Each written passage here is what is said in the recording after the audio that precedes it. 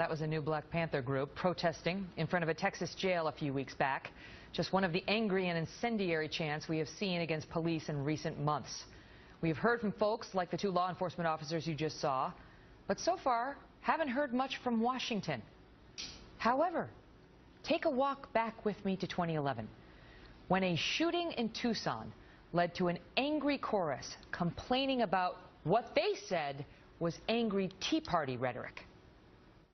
As Chuck Schumer was saying, in politics, in the media, in the public square, fashion our rhetoric so that it does not incite but informs. It may be constitutionally permissible, but it shouldn't be acceptable rhetoric. We shouldn't invite it on the radio talk shows or the TV, at least without comment. We ought to say that just goes too far. The discourse in America, the discourse in Congress in particular, to answer your question very specifically, has really changed. And I'll tell you, I hesitate to place blame, but I have noticed it take a very precipitous turn towards edginess and a lack of civility with the growth of the Tea Party movement. I think all of us need to say that our rhetoric we need to check.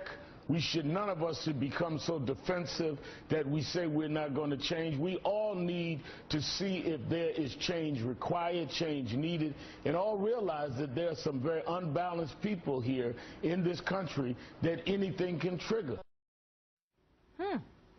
Joining me now, Richard Fowler, nationally syndicated radio host and Fox News contributor, and townhall.com editor, Katie Pavlich. Good to see you both.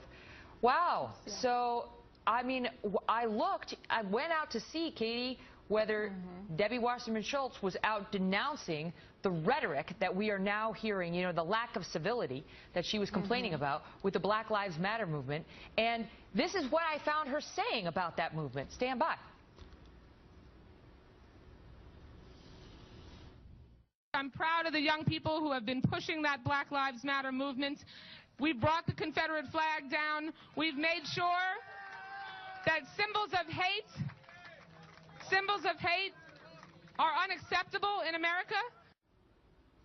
Your thoughts? Well, if Debbie Wasserman Schultz were really concerned about symbols of hate, she would be denouncing the Black Lives Matter movement. This is a movement that promotes the execution of police officers. This is a movement that glorifies Assata Shakur, who of course is a notorious cop killer who is now in Cuba as a fugitive. They wear T-shirts at their rallies that say Assata taught me. This is a movement that is easily condemnable, and Democrats like Debbie Wasserman Schultz and quite frankly President Obama stand on the sidelines and refuse to do it, whether in Minnesota, in New York City, in Ferguson, chanting, you know, pigs in a blanket, fry them like bacon. I mean, this is a movement that promotes the execution of police officers, and not only they are not condemning it, they're promoting it. You know, let's not forget the DNC just came out with a resolution supporting the Black Lives Matter movement, which BLM rejected. But they're trying to tie themselves to the movement, the same movement that's chanting pigs in a blanket, frying like bacon, and these same people are denouncing not long ago the lack of civility in America. Meanwhile, you got people connected with this movie or with this movement putting up the sign of a roasted pig and Darren Wilson's name on it.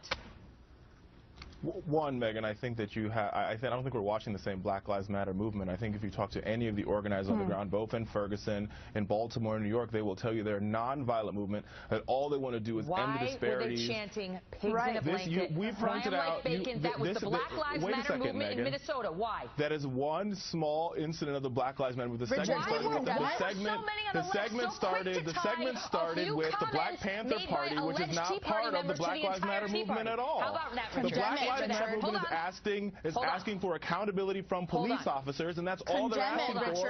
And all we're hearing from is, why would I condemn? Please stop. Just let me get the question out. Richard, you'll respond, and then Katie, you'll have a chance. Richard, the people on the left we just showed were very quick to blame violence that happened in the country on what they alleged were a couple of Tea Party comments that they found to be racist or incendiary. Why are they not as outraged now when, as you point out, okay, maybe it was just Minnesota, maybe it was just those new Black Panthers, maybe it's just that one roasted pig, but suddenly the actions of a few do not apply to the many. Why the double standard?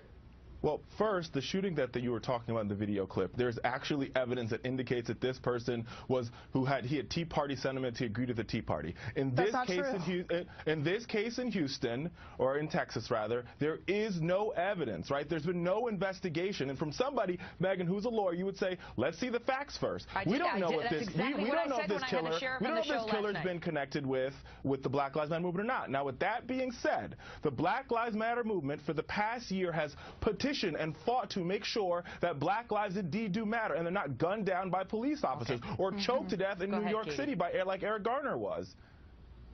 I just want to make it clear and obvious that Richard Fowler refuses to condemn Black Lives Matter's protesters. I won't. You sure? No, you know what? I will not condemn them. I will not condemn people who are saying that unarmed black men should be shot by police. I will not condemn anybody who's against that. You refuse to condemn Black Lives Matter's protesters who want officers to be executed in their police vehicles.